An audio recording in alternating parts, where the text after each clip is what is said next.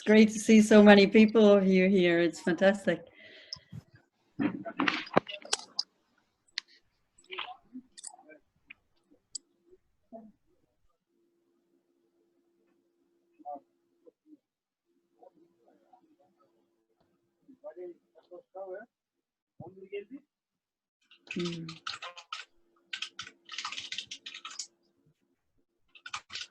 Before we start, can we ask everybody to put on mute their microphones, please?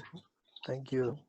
Yeah, especially also when you're typing, it makes a very cracky sound. So that's a very good thing. And when somebody raises hand and want to ask a question, then you can unmute yourself. So, but Mansour is going to moderate the whole meeting, so he will read the questions if you put them in any language. If you, I will talk in English, but I can also read and talk German or English or Spanish or French. So if you are not sure to write it in English, I can translate. But we are actually waiting for the sign off from Mansour. So I'm not sure. We're a little bit late, but it's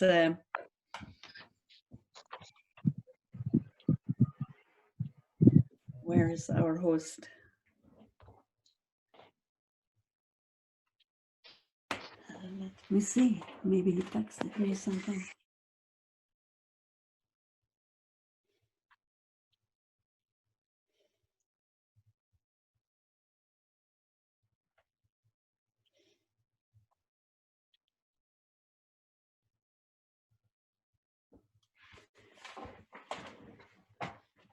So somebody needs to give me a heads up that I can start, then I'll be very happy to start. Now we're waiting a little bit all together, but it's very nice. I just want to chat a little bit with you to see you already until you can't hear the speaker. If let me write, somebody cannot hear the speaking. If you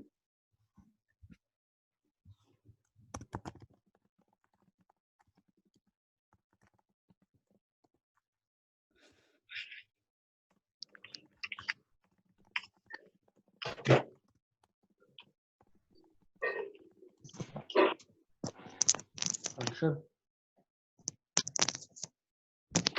Ayşe.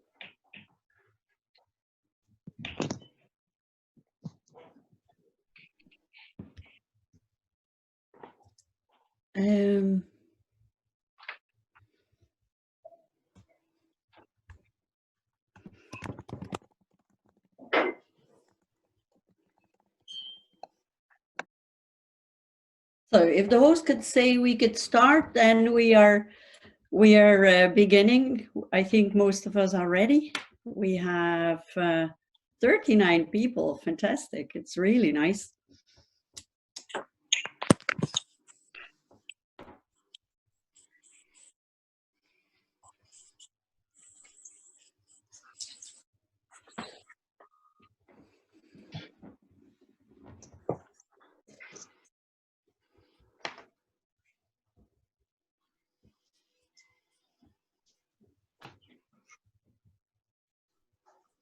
It's beautiful to look in everybody's living room. So I see global maps and a very beautiful lamp somewhere.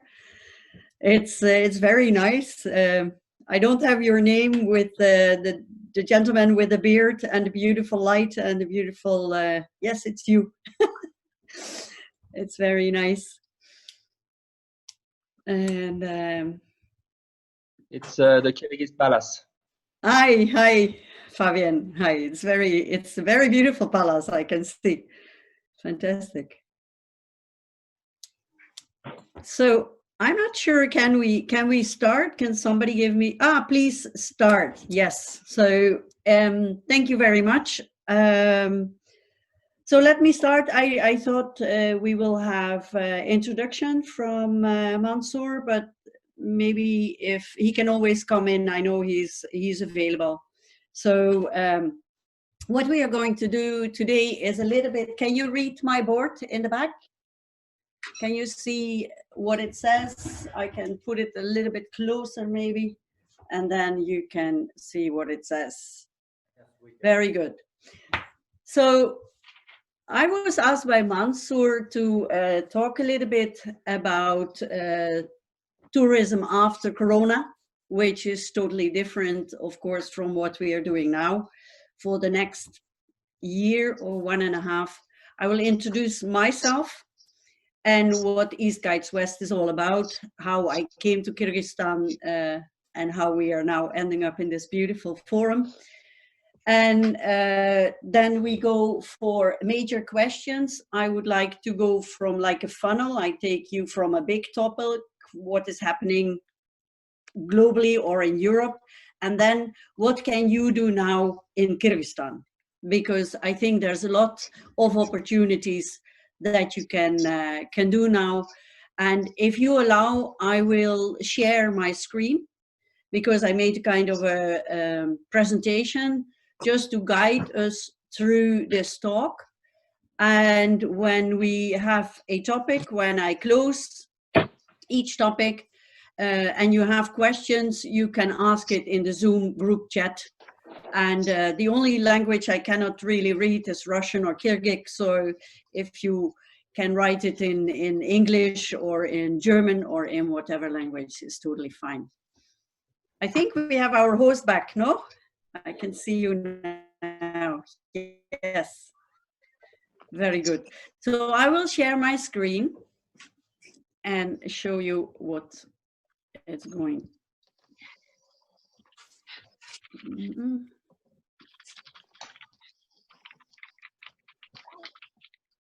So, salam dushi. That's more or less all I can say in Kyrgyz. And so we will have the question, as was already asked. Please mute your microphone if you're typing, because it's really a little bit cracky. And when you have a question, please raise your hand. You can also have a paper and a pen ready, so that if there is something you want to say, you can hold it up in front of the camera and I can read it. Is that okay? Everything okay? Yes, okay. Okie doke, good. And I would like to start with this presentation, just like giving you some general information, because there's a lot of talk going around. There's a lot of expectations. There is a lot of speculation as well. And I think most of the information that is like general is about aviation. When will the aviation come back again, and how can we start traveling? Because for Kyrgyzstan, the most important thing is that, oh, let me first start with introducing myself. I'm sorry that I forgot to introduce myself. First of all, my name is Shannie Hulsman, and I'm from East Guides West. Together with Barnaby Davis, we have East Guides West Company. And we, as East Guides West, we train tour guides for service excellence and to raise the bar to make it a real job. We do product development or product consulting. If you have tours or packages that you think like I would sell to Europeans or non-CIS countries, that would be one of the things that is very important now after this whole lockdown of the whole world. And then we have a job market which we are setting up, and regretfully now there's no jobs in the tourism industry. So we will definitely have a connection with all the people, the tour operators in the West and the tour operators in your area. And we are trying to now help tour guides that are really falling behind the cracks with a GoFundMe campaign. But most of all, we want to connect tour operators together with the local suppliers, tour operators in Kyrgyzstan and tour guides in Kyrgyzstan as well. So I'm just going to try to find out that I can still see you, because when I do share, I cannot see you, which is a little bit difficult for me. And when we are talking, I'm going to share again, because I have this presentation. I will have this smaller. It's a little bit of the techniques were actually are not so my thing, but here we go. Okay, and the speculations are definitely that we say that air travel will be more expensive. Why would air travel be more expensive? That's because business travel is going to be changed. Business travel is the work generator for the airlines, but now people see that it's going to be much more people that have to be separated in the planes. They are sitting apart from each other, so there's less revenue in the same plane. And so that's why they try to do this. The airports themselves will probably only admit people that are going to fly. And so they are no longer a shopping mall where you can share your friends, wave bye-bye to all of them. And it will also be looking a little bit strange in a corona outfit with all mouth masks going up. I live in Belgium, I'm from the Netherlands, but here from May 4th, we have to wear mouth masks in the shops, and it's a little different. It's got some, it needs some extra, adaptation. For me, at least, I don't really like it. And then they are also talking about travel with a health passport, so that you are sure you have no corona, that you have no kind of disease. Nobody knows, it's all speculation whether people have to go in quarantine for 2 weeks. If you go for 2 weeks on vacation and you have to be self-quarantining yourself for 2 weeks, that's not really very good. So that is not such a good thing. If I go to the expectations now, the borders are going to be open. Each person, or each country, sorry, not each person, but each country does it by themselves. In Schengen, we from the EU, we don't hear very much, but it is definitely that it sounds that we are going to be open on June 8th. And then all the Schengen area. I'm not sure how in Kyrgyzstan you are going to open, when it's going to open, and which countries can travel then. If you can go to Kazakhstan, Uzbekistan, your neighbor countries, maybe, or maybe also people flying in. I think that will be a longer period away. But each country can close and open anytime as well. So that is more or less what are the expectations. For the big picture, expected losses in aviation are about $250 billion. And I think it is very difficult for many people to see, like, okay, am I going to fly? Where am I going to fly to? How can I fly? Is it safe for me? And so expectations here in Europe, but also in the United States, is very much that there will be a discrimination on health and on age. And I think that will be a difficult issue to solve. But this is expectations. If we go back to the other side, to the speculations, and you see what is working now, then we can see, well, there are going to be fusions, there are combinations. Even in EastguidesWest, we feel like with our training, we have fusions. We have online trainings, and we give a training kickoff meeting, a consult on how to go through the training, and then suddenly training is like interactive with us talking, and then people do the e-course, and we come back to see what are the questions that are left over. Same with big conferences, like now.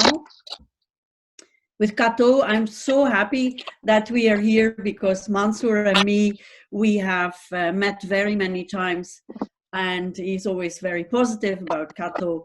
And online conferences work, so that's why we can now speak. And last year when I was in Bishkek, we tried to meet with KATO as well. We saw a few people, but now we have so many more. So it does work. And I think that is a positive thing that is probably going to stay. So it's speculate. There is somebody who has the microphone on, and it's making a lot of cracks. So maybe you can try to mute your microphone. So definitely is the speculations. I put it under speculation. Safety first is definite. That's not a speculation. But how are we going to have safety first? Where is safety going to be first? Face masks, some people say it works, other people say it doesn't work. Other people say flying backwards, plexiglass in between everything. In restaurants and bars, plexiglass between the tables. In one country, they say people that are a family even have to sit 1.5 meters away from each other in public, but not when they are at the couch at home and they are cuddling each other. So what is a very big speculation, and I believe in it, and this is, I think, a chance for all of you, from the tour operator. There's somebody who is with water. Can this person please mute the microphone? I don't know who that is. Does somebody else hear it? So the accommodation, I think the smaller hotels are going to be doing much better because there's less people in the lounge. There is easier to be, it's much easier to separate people, to do physical distancing. And what we see each day, we see new things, is boutique hotels are going to be preferred. And I think this is something that can be very good for Kyrgyzstan, because if you go a little bit further out of Bishkek and Isykyul, you have areas where there's not so big hotels, but you have small local hotels. And these local hotels, they need, well, to get up their quality if that's possible. I believe in that. Events will be on-site and online. I already said that, and there will be different prices. So if you have a big event in Kyrgyzstan, then, or like, for example, also the Nomad Games, the World Nomad Games, if you have those big events, if you are on site, you pay a different price as if you are going to be online. But people can join in both. And a very big thing, I hope, is nature, which you have an abundance of, is going to be the best place to go. And if we go to later on to your trends in Kyrgyzstan, what was already happening before Corona, that is really something that you can go. Mansour, are you there? Yeah, yeah? Sorry. There is I had some big problems with the connection.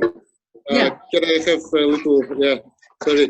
The name I see, like, iPhone admin, please mute your microphone, please. It's having some problems for everybody. If we are not talking, just if we can mute our microphone to let the speaker. Sorry, and I will after maybe. Okay, thank you very much. Yeah, I think it's. Do you want me to continue, or do you want to? Yes, sure. Yeah. Okay. Yeah, maybe at the end I will after the presentation again. Okay. Perfect. So the expectations for the world travel, and I think this is really something we could do together in Kyrgyzstan, because they say slow travel. is going to be more. If you look at people that are visiting Kyrgyzstan, it's mostly Kazakhs and Russian people. So this year, and maybe also a lot of next year, you will have primarily people from Russia, from Kazakhstan, and the neighboring countries. I think that's realistic because there's many people that are not allowed to travel for long haul. If you look at the arrivals in Kyrgyzstan that come from non-CIS, previous CIS countries, then the most are US, Germany, UK, France. And those people come in by flight. So the flight is, we are all waiting. We all want to travel. And we don't know when we are allowed to travel. But I think when people start traveling again, taking that the air travel will be more expensive, people are making a better defined selection. They think, I am going to pay a lot of money for this flight, so I'm going to stay a little bit longer, and I pick and choose very well where I go. Then this slow travel makes a lot of opportunities for you, which I will show you later on. And then there is also a lot of work to do. For now, we are all startups. And there are lots of cleaning regulations coming up. And especially for hotels, for restaurants, for bars. And there are enhanced cleaning regulations coming up. Airbnb is already promoting that they are doing that. So if you have an Airbnb, then I'm not sure how it's going to be looked, but they will probably say like, okay, Mansour's guest house in Talas has this enhanced cleaning regulation, so it's safe for you to go there. If you don't have that, then you may be in a lower choice of the guest's mind. I'm not sure, but this is kind of speculation, but it's for sure that enhanced cleaning regulations are coming up. Then I already said safety first on speculations and on expectations because we don't know exactly how, but unemployment will be very high.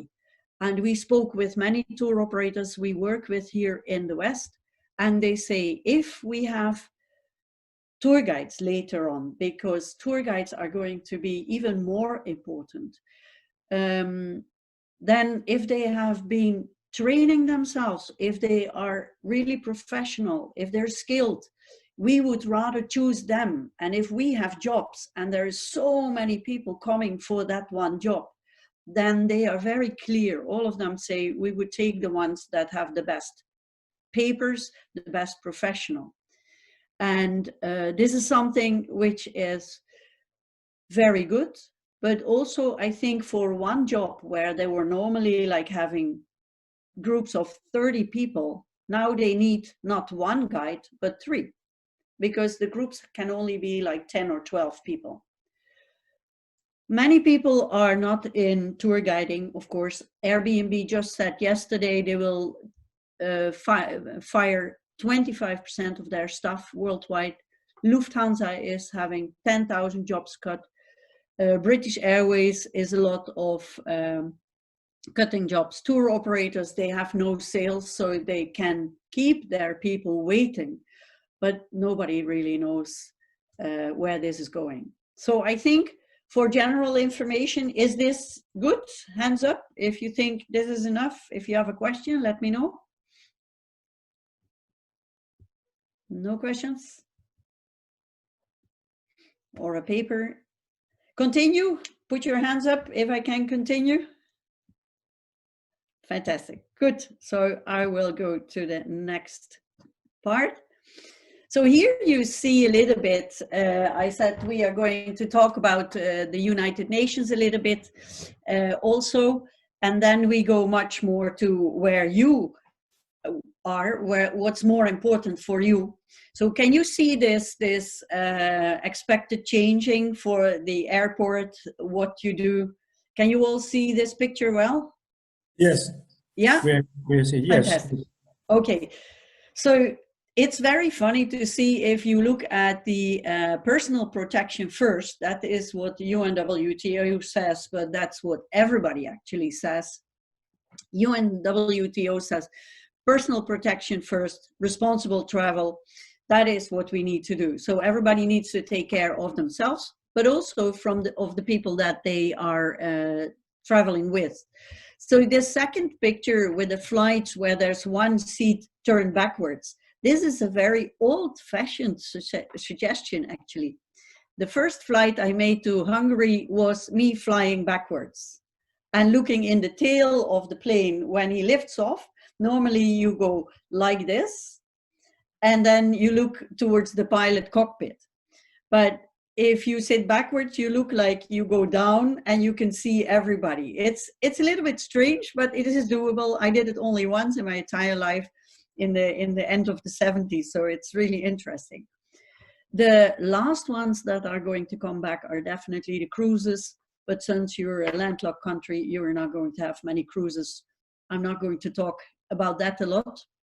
Personally, I am a cruise director on the European rivers as another job as well, which I really love, and there is no work there at all. We don't know how that's going to happen because it's very narrow.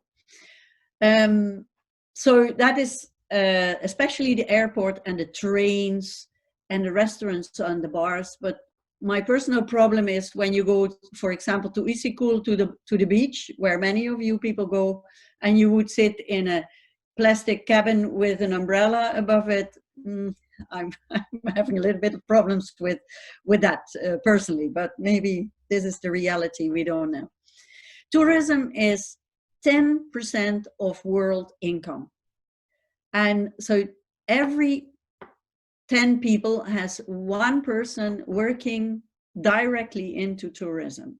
If you look, for example, to countries like Greece, they have every 4 people is one person directly or indirectly working with travel. In Kyrgyzstan, where your government already said before tourism is a priority, you have very few people still in tourism. There are a few reasons for that, and I will show that later. They are official statistics from your own country. And I think there is where you can make a big change now in this period. And the impact to say, like, how is it going to change everything is going to be now guessing. But by the end of next year, let's say after 2021, and maybe that's shocking, but for me, that's realistic. I think we will have now already 30 to 40% discount in or reduction into the revenue. People will travel more locally. And this is where you can try your new city tours or your small day tours, something like that. 80% worldwide of the tourism are small and medium enterprises. In Kyrgyzstan, it's 87% as far as I know. If it's not correct, then please correct me. And so what does that mean? If you are all small companies and the government is a big part of your tourism, then you have to cooperate a lot. And this is one of the things that personally EastguidesWest, Barnaby, myself, also when we were there with Mansour, there is a thought of, I'm doing this tour, that tour, we are in this region. There is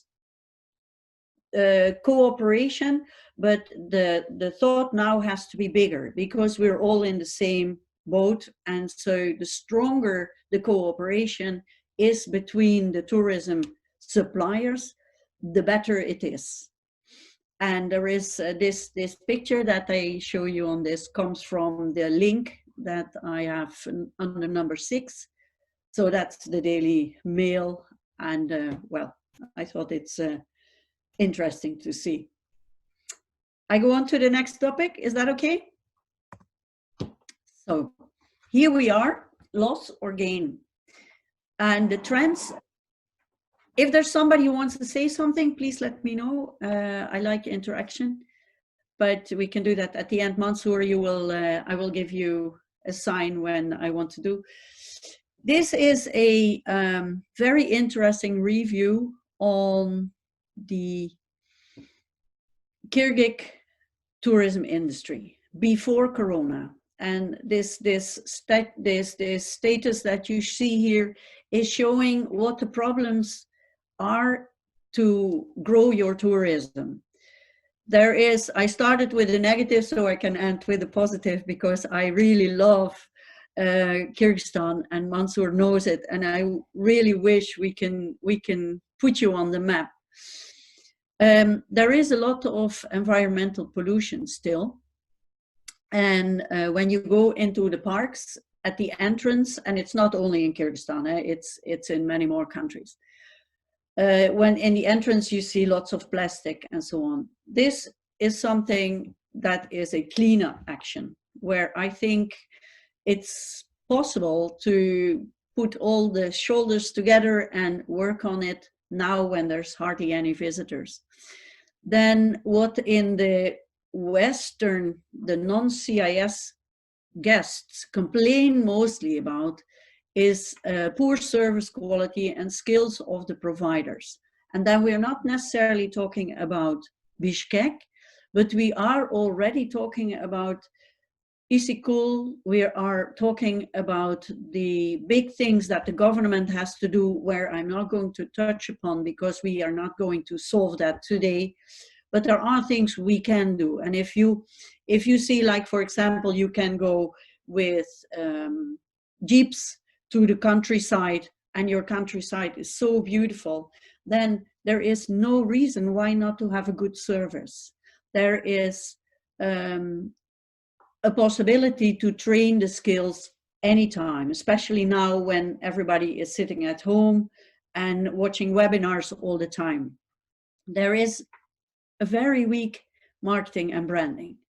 And I would like to stand still here, because if you look at the beauty of Kyrgyzstan, and I'm really not exaggerating, I really, really love your country. It is a small Central Asian country. It is Switzerland times 2 or 3 if you look at the nature, and it has so beautiful mountains. Now, the marketing is unclear. What is Kyrgyzstan? Where do you stand for? If I ask you about the Silk Road, do you know what it is? Hands up. Do you understand what Silk Road means? That's a big brand. And people come as a part of the Silk Road. Now, we have the Amazonas in Latin America. Everybody knows the big brand Amazonas.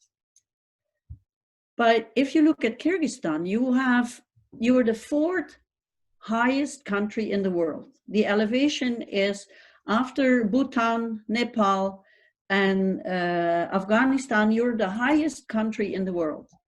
All your mountains are water towers with the glaciers. Glaciers are water towers. Glaciers are very important to walk on. You can walk on them. So something with that big branding you could do, like come and visit the water towers of Central Asia, something like that. It's not that you have to call it water towers, but think as KATO, as the Association for Tour Operators. You can think about a big brand and then start branding Kyrgyzstan. Because I think this is the first front door of your shop. Can you say in 1 or 2 minutes, what is Kyrgyzstan about?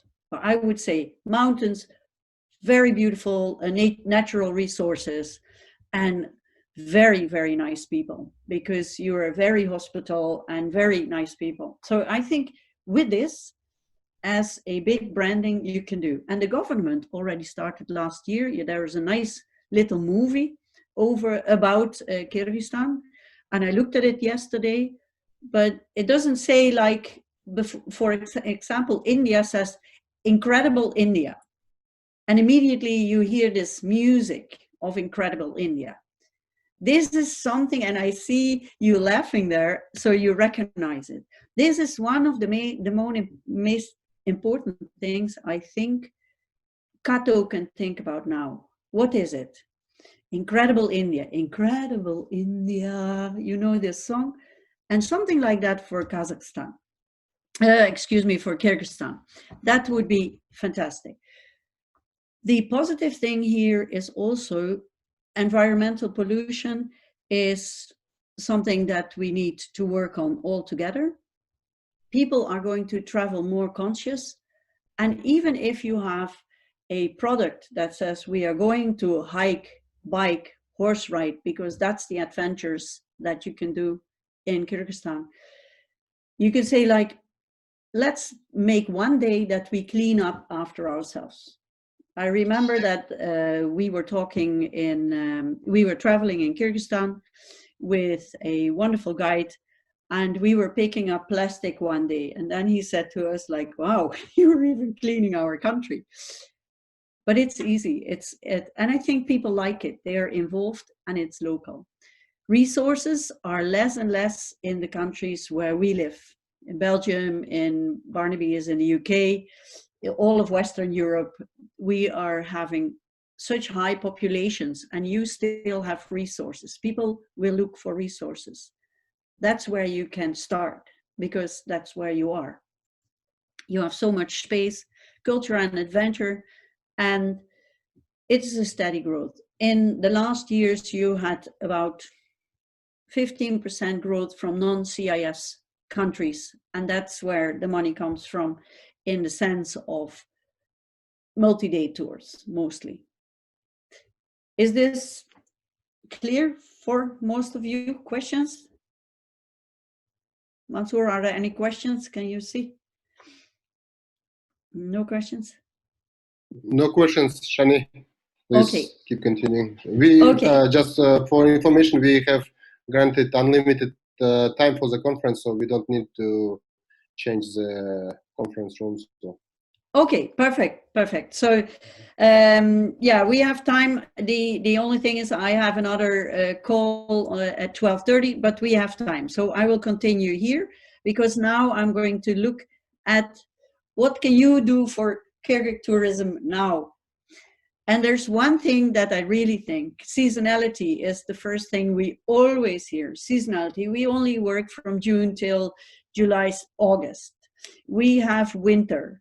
But if you think about the Netherlands or Belgium, can somebody hold up a paper, tell me what do you think? If you say like rain all the time, no mountains, what is it that seasonality is difficult? Apart from your infrastructure, seasonality is a mentality for me. If you look at Alaska, it's always booked. It's much colder than your country.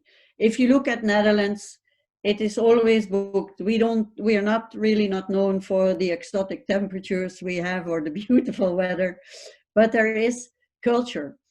And I think if KATO would think together with us, because we, of course, look with different eyes. We come to your country and we see, wow, that is so beautiful. Then sometimes when you are in your own country, you don't see. And I give you a small example. I work a lot with American guests.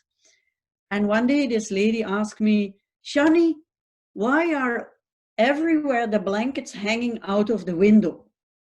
And I thought like, I didn't even see it. But the Dutch people, we want clean, fresh blankets. So when the weather is nice, we always hang our blankets out of the windows everywhere, in the town, in the villages. So many times you see blankets hanging out of the window. But I never mentioned it because it's so normal for me that I don't see it. It would be the same that I am not going to talk about somebody passing by on a bike because everybody uses bike every day. So if you look to reset your tourism now, then it's really looking at what is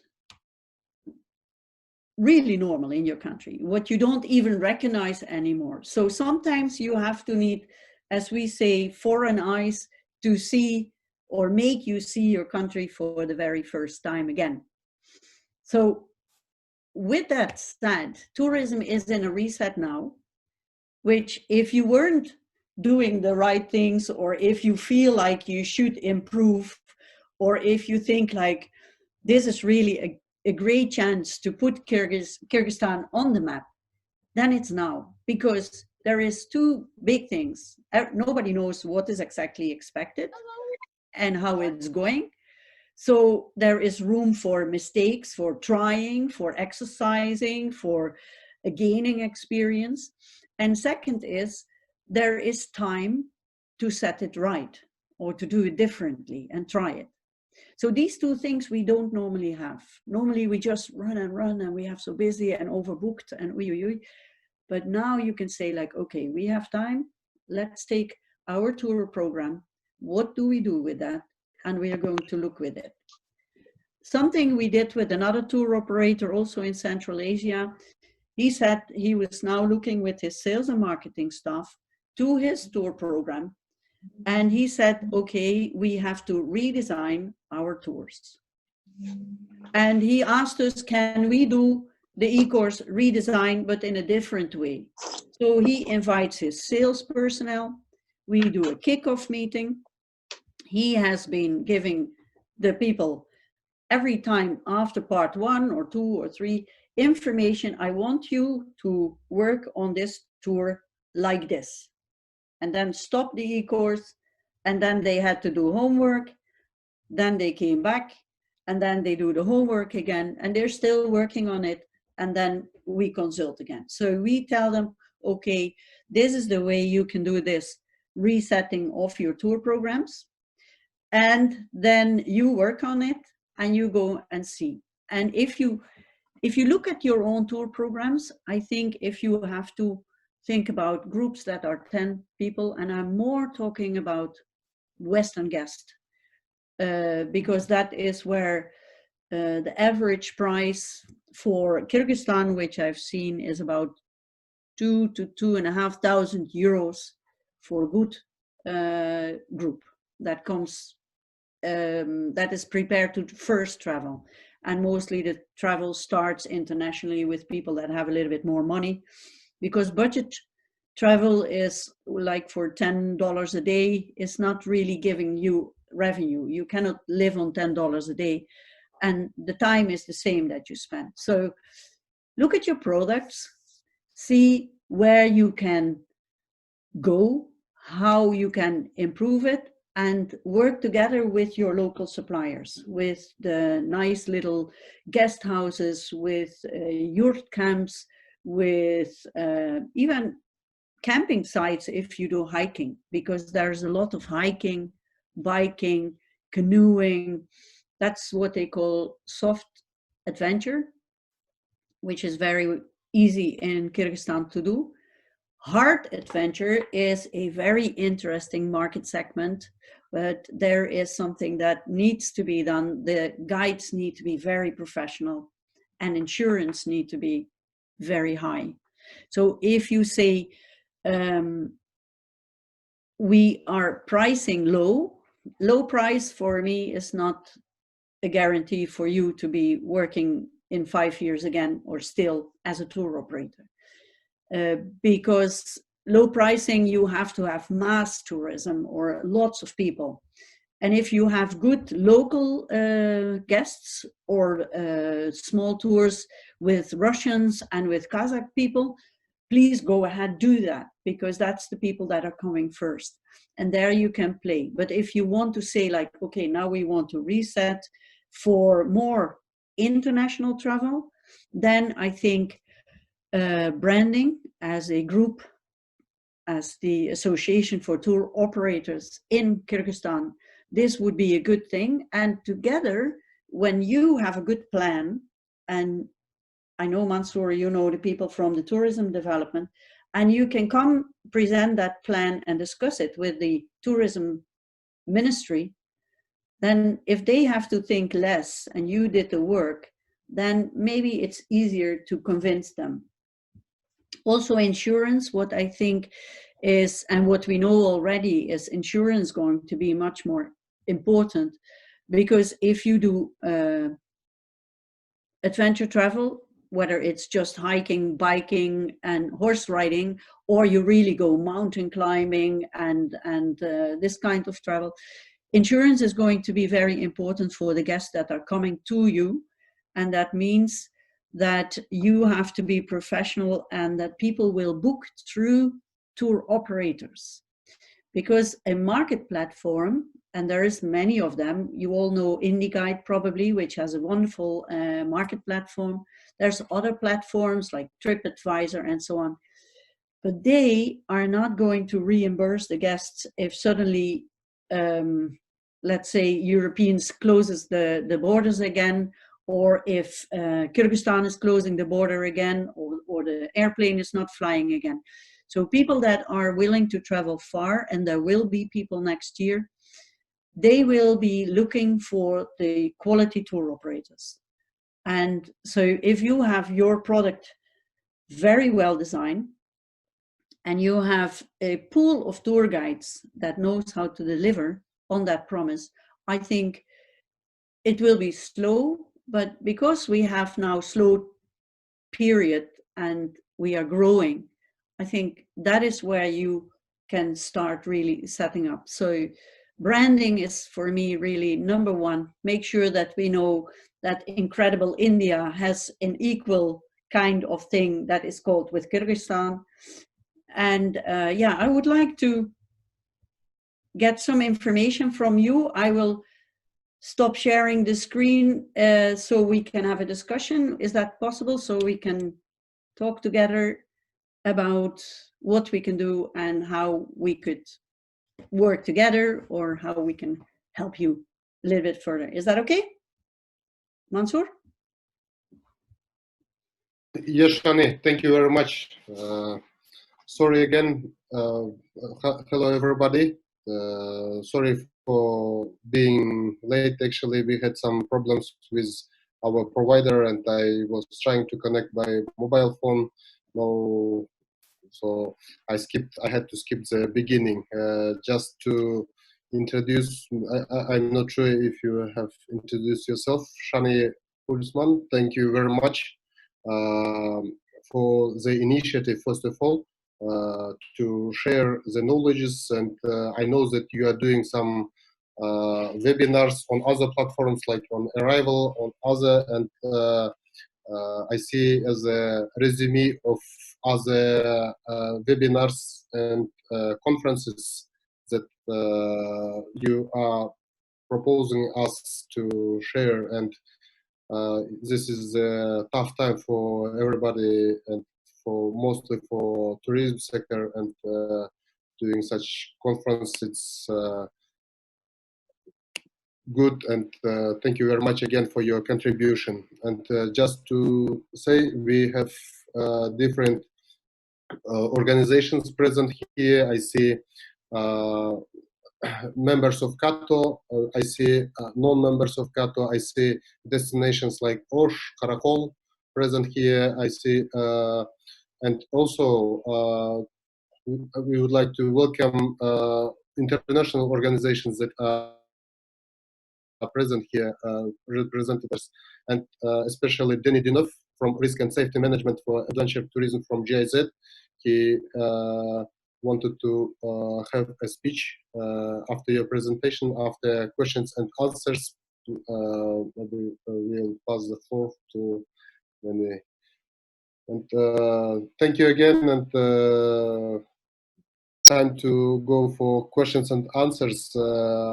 We have a lot of questions, especially to share information. Monday, our President of the Republic is inviting from different sectors, and he's asking to come from tourism sector as well. And our colleague Talay will be participating in it, and they are asking what will be the next steps for the tourism, and how tour operators or accommodation facilities going to prepare their services, and what will be next for tourism in Kyrgyzstan.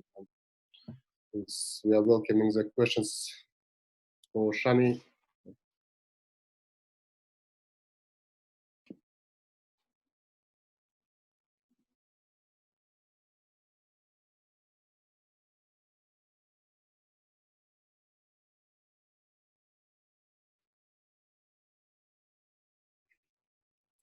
Shani, I think your micro is off, or I have some. Okay, sorry. Sorry, I will start again. I will try to start with the first big things that we can immediately do. For example, with the tourism institutes, the colleague of the Kyrgyz Academy and all the tourism institutes, what is possible now is to have people that are tour guides, have them in groups and train them on really service excellence. This is one thing, because the schools have still closed probably, but we have experience now, and it's very interesting to see that there are tour guide associations. They ask to give training, for example, for 2 or 3 different topics. And one could be how to deliver an amazing tour, so that they know when the tour operator has a tour and the tour operator explains what he wants with the tour, that they understand what the expectations of the tour operator are and how to do this. So this is one thing you can in the institutes, and it would be great, and I'm so happy and very, very happy to see 3 institutes of tourism here, because the cooperation for training is something that is good. And if that is one of the main complaints, that's why I take it, that is easy to do now. It's everybody at home, everybody can study, everybody can read a book. And so this is one thing. The next step for tourism in Kyrgyzstan, to really take this moment of standstill, to reboot, reset more or less your computer. I saw one very funny thing, that there was a child who said like, oh, maybe we can reboot 2020 because it has a virus. And then we can start in 2021 totally anew. And this is the chance for the government, the tour operator association like KATO, to look at your country with new eyes, with fresh eyes. Why didn't it work? How can we do it? And there is, in my opinion, but I'm not all-knowing, but this is from an outside view into Kyrgyzstan, and really, you know how much I love your country, is like, look at it and title your country for the guests. What is the main thing you want to sell? You have a lot of culture, and yes, it's part of the Silk Road. So think big also with your neighbors, because, and then the neighbors, I mean Uzbekistan, Kazakhstan, they are part of the Silk Road. And people from the United States or people from Europe, they look at a destination and then they filter down. Then I think, if you know for yourself, we have 2, 3, 4 big types of things. One is the nature, definitely. Make sure you have the nature there. There is a growing group of younger people, the market segment 20 to 40, 45. They want extreme adventures. And there are many possibilities in Kyrgyzstan to do extreme adventures. If you define extreme adventures, it's definitely not for everybody. But then you must know you have nature guides. They are professional. Safety and security is good. And the insurance is good. There is another group in Europe, which is very big, and it's the younger retirees, like 55 till 75. They want to do like motor tours. They fly their motors all over the world and they ride with the motor. So when I say this, hard adventure, motors, this is topics. It's more like you have in the trend of tourism that people are not necessarily choosing a country, but a topic. What do I want to do on my vacation? I want to go hiking. And hiking, they can do in Switzerland as much as in Kyrgyzstan or in anywhere else. But the way you present it is your unique way to present it. And together with the government, you have the opportunity to look at it. But I think first KATO, as the Association for Tour Operators, as tour operators discuss together what are the good things that we can sell. Because you have so much to offer in that sense. If you look at the small group travel, adventure travel is always small group. So it's never 40 people like in a river cruise ship. It's never like that. So that is one thing. And then, so you have the training of the professional tour guides. You have to set the setup of what Kyrgyzstan is offering, a big brand, and under that some topics. And then, of course, you have to look at what is going to be the new normal. Restaurants, food tours. I know you have very healthy food. In Europe, we always speak about biological food, but you have it. You don't need to put it because you have biological food as we had it before. But for many guests, it's a little bit boring if you eat plov every day. So think about how can you do that? For the hospitality, one thing is important. I think the cleanliness and the skills of the people that have these small places. It's nice to be in local houses, very nice. But it's also very important that they understand what their risk is, because some people don't even know what the risk is. If something breaks, somebody falls, then they are, the host themselves are in danger. Because if there is, let's take the Americans, they have this claim culture. If I step out of your house and the stair is not correct and the stair cracks and I break my leg, how are they insured? This is something to seriously think about as well.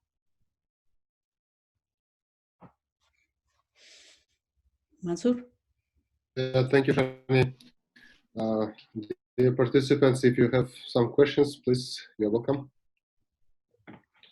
While we are waiting maybe for other questions, Shani, last time when we were talking, you said that Western tour operators during discussion, they were talking about how to use the pandemic situation for tour operators and for destinations. And you said that big brandings like Silk Road, the Great Silk Road, can emerge in the future, and the countries and destinations that are doing something in advance during that time could have some advantages in the future. And I know you said about what are the good things to do now, and also if you can share what are the expectations of Western tour operators, what they're expecting from local DMCs, maybe from local tour operators after pandemic, what's going to change.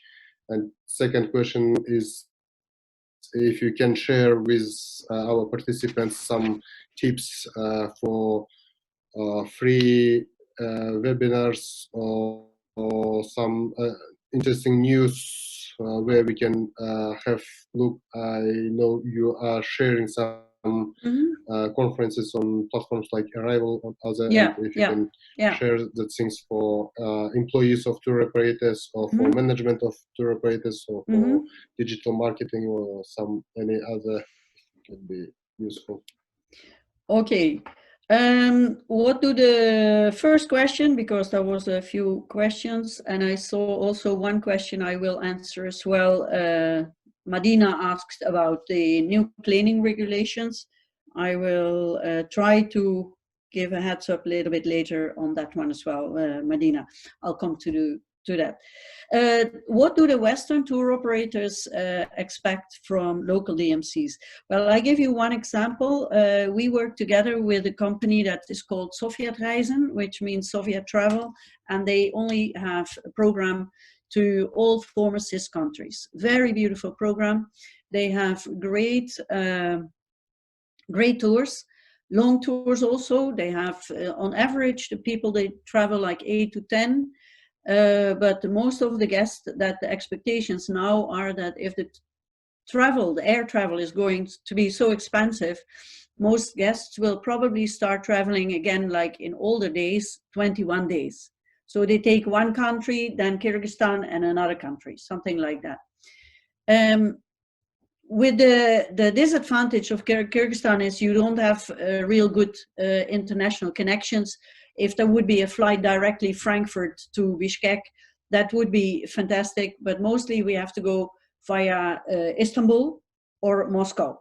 And Moscow today is much more popular than Istanbul because Istanbul is so big that you have to be, you don't know how long you have to run. The local DMCs are when we talk to more Western tour operators, is that they say like, it takes so long for us to get answers. It takes so long. We have a different way of communication. We are drilled to answer within so many hours. And then the Western tour operators need trusted tour operators in your country. People that are answering. If somebody asks, can you do this for me?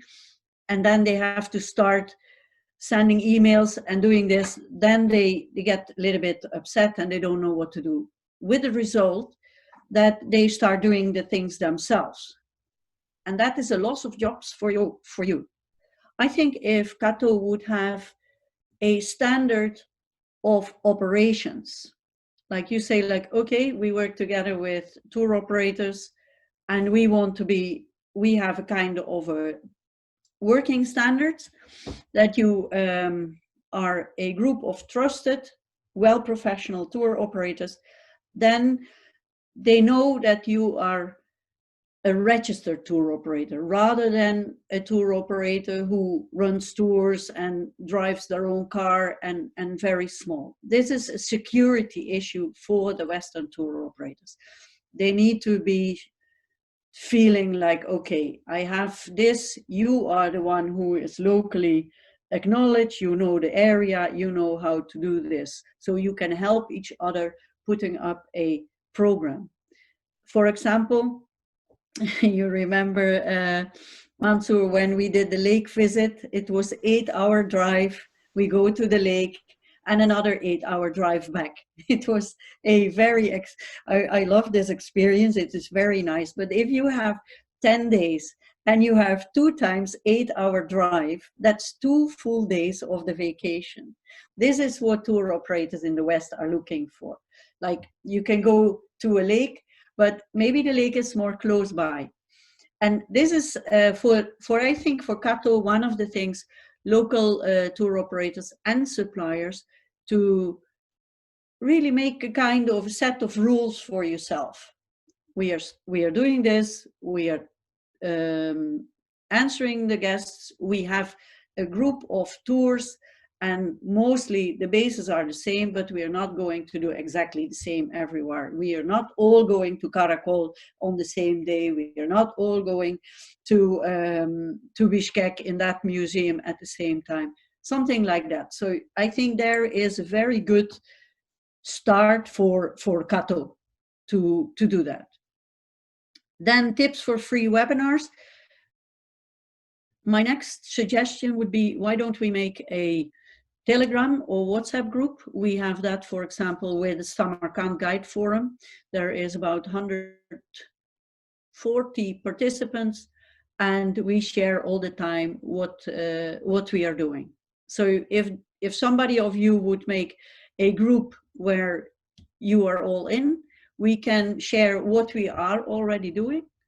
And of course, only from me, from East Guides West, you can always look at LinkedIn and like Facebook. But if there is a discussion in this forum, which I think is a very good forum with the tour operators. You are the ones who are pulling the handles in Kyrgyzstan. So I think that would be very good. Then we can also share articles. And regretfully, I don't speak much Russian or Kyrgyz, but I can send English and German, because I know there's also many German-speaking people there. And then we can share that. So that is a very easy thing. You can do it even today. And for the employees, I would say, like, if there is a guide association or the 3 schools that are attending here, and I'm very, very happy, Angela, Olga, and Nelly, that you're here, because I think if we would get together and we would say, like, okay, how can we help you now to train this pool of tour guides so that when guests start traveling again, you have a good group of people and you can say, like, yeah, but I want to have my tour guide. This is not going to work. It's going to be a pool of tour guides that you can pick and choose of. And then there are nature guides, hard adventure guides, and those need different training than somebody who does a Bishkek city tour. Is that answering more or less? Thank you. I think your mic is off. Sorry. Yeah. Thank you very much again, Shani, for promoting Kyrgyzstan everywhere where you are, and your contribution for the country and development of tourism in the country. And we are welcoming other questions if you do have. I have only the one from Mandina, and then I'm afraid, and 2 new messages. But Medina, I have promised you to say any details about new cleaning regulations for hotels. That's your question. If I have any details at the moment, I don't. The only thing that we already have for restaurants, and this is something I've been preaching for many years when I was working on the ships, I never eat from a buffet, because buffet in the restaurants are standing very often too long. And now, especially with Corona, this is something that we have already heard for restaurants to cut down on buffets. The cleaning for the hotels is especially, what I hear is especially for the restrooms, for the staircases, you know, when everybody takes the staircases, and how to go in. But I'm afraid I cannot answer that yet, because that would be speculating. And when we have a colleague in our team, Inge, you know her, Mansour, as well. And Inge is a hotel industry professional. And we could ask her in a later stadium when we know more about what the regulations are going to be, because I have really no idea what the new regulations are going to be. So Okay, I hope that you, answered it. Shani. Yeah. Mm-hmm. Yes, thank you, Shani. And if you don't have any other questions, I know that we don't have a lot of time, Shani. You have another call as well. I want to share the floor with Danny Dinov from Risk and Safety Management. He was agreed to join us and to share some information regarding the COVID issue. And Danny.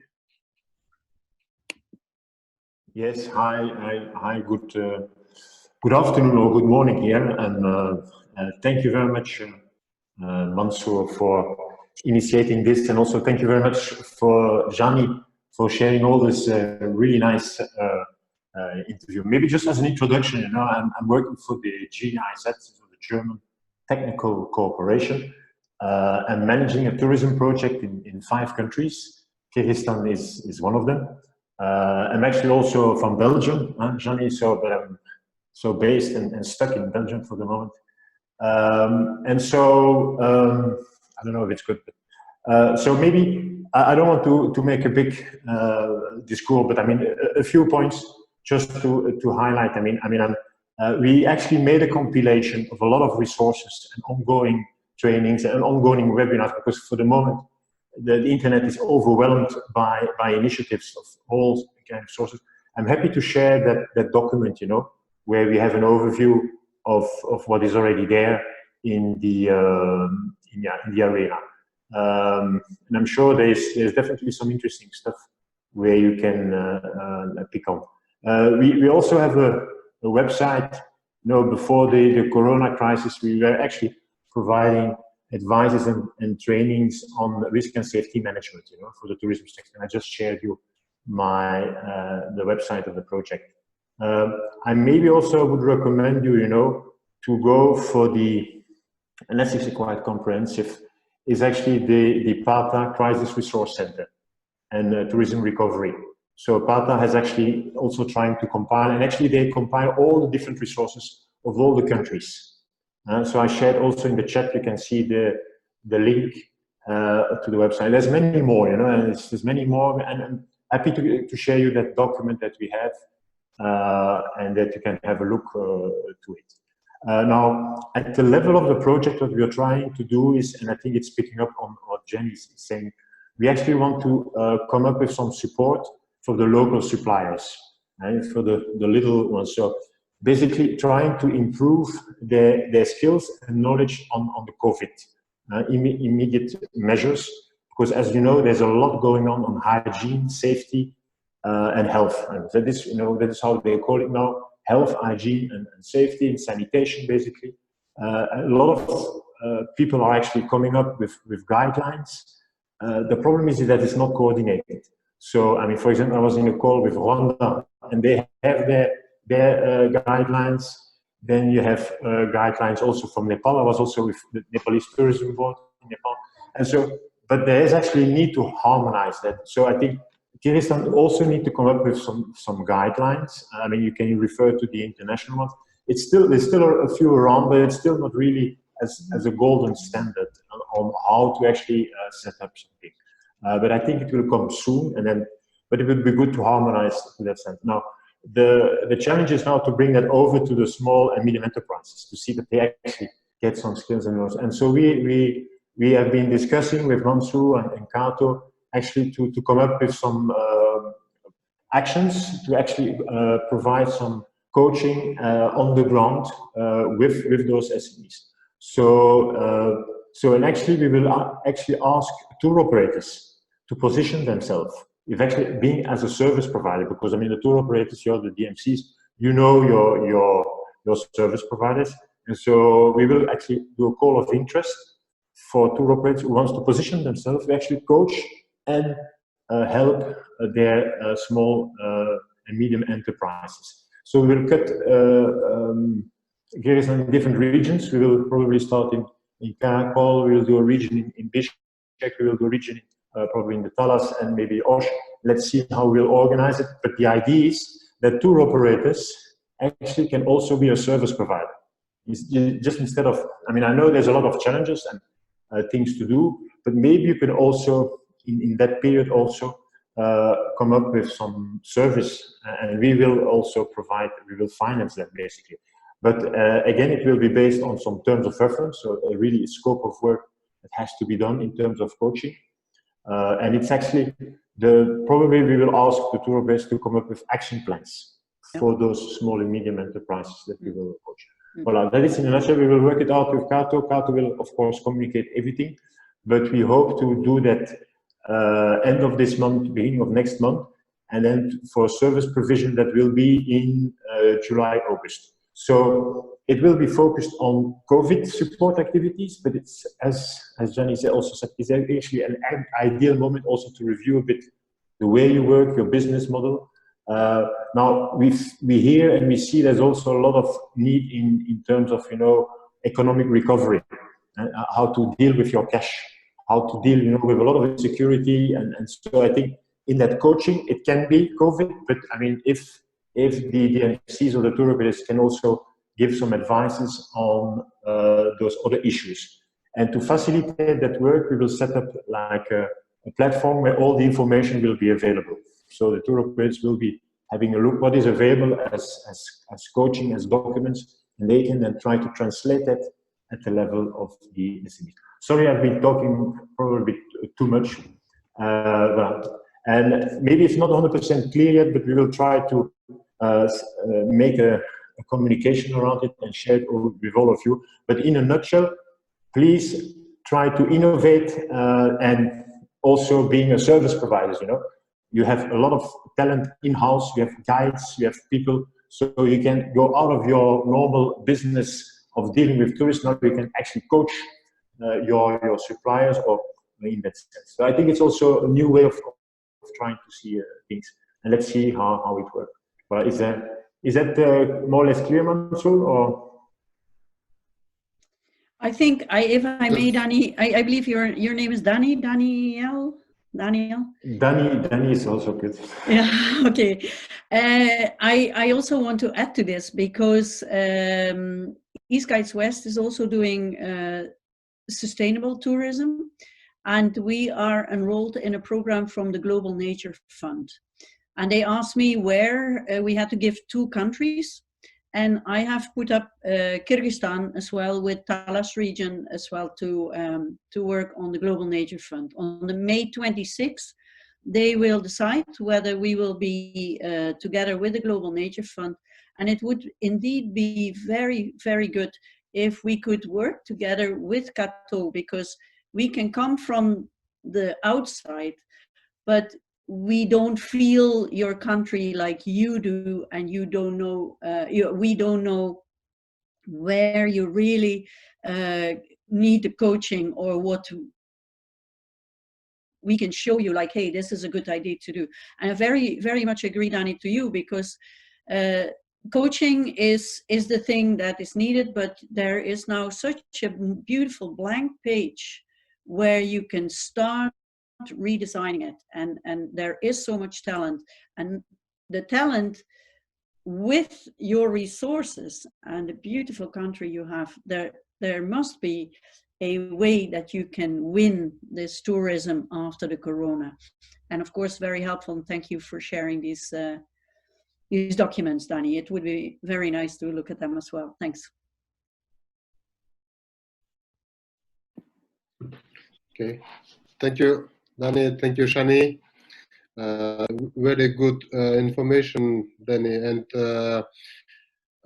for the next, I think we have participants list with emails. And if you have something to share, some documents, please send us. We will send after the webinar with the recorded part of the webinar with link, and also the documentation you want to share that will be available, some presentation or other documents that will be good. And KATO, yeah, will be absolutely in cooperation. It's open. We have a small team, as you know, with our executive director Nurbek Saparovic, and Aida, she is present here, and I want to thank you for organization of the present seminar. She did all the work to do possible that, and Aizat. So anything we can do, KATO is open, and Department of Tourism announced that a good way to keep activity for this year would be to develop the internal tourism, domestic tourism. So, and other activities for upgrade the knowledge of staff members of Kyrgyz tour operators to link with new partnerships with Western companies, and also to review our businesses, to work very much on the product itself. That will be very good things. And if we have any other questions, we are welcome. Maybe otherwise,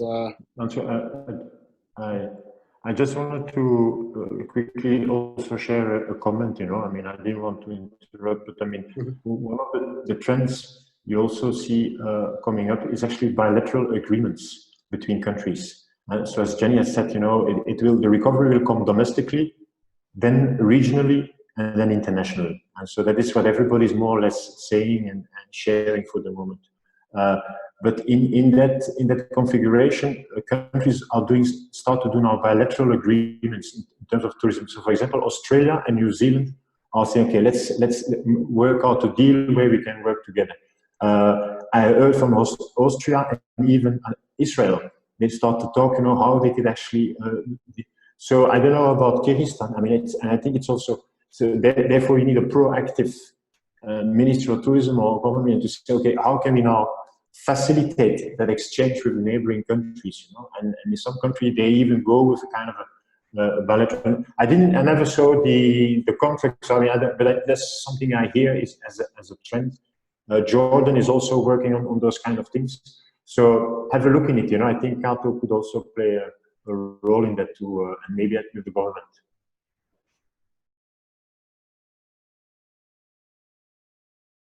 Thank you very much, Danny. Yes, that's very good information, and we will share the information with the Department of Tourism. I think we have some staff members present here and conference as well, but we will have the information. Thank you. So, if we don't have any other questions, let me thank again participants for joining us. First of all, Shannie for the initiative of doing such a webinar to share some information, and Danny for you for sharing the information about what's going to happen, what are the activities.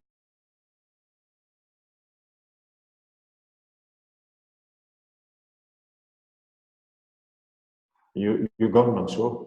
It's not our to continue. Sorry, can you hear me? Yeah. So thank you again, and we will keep in touch. We will send the documentation and recorded webinar to all participants and to you as well.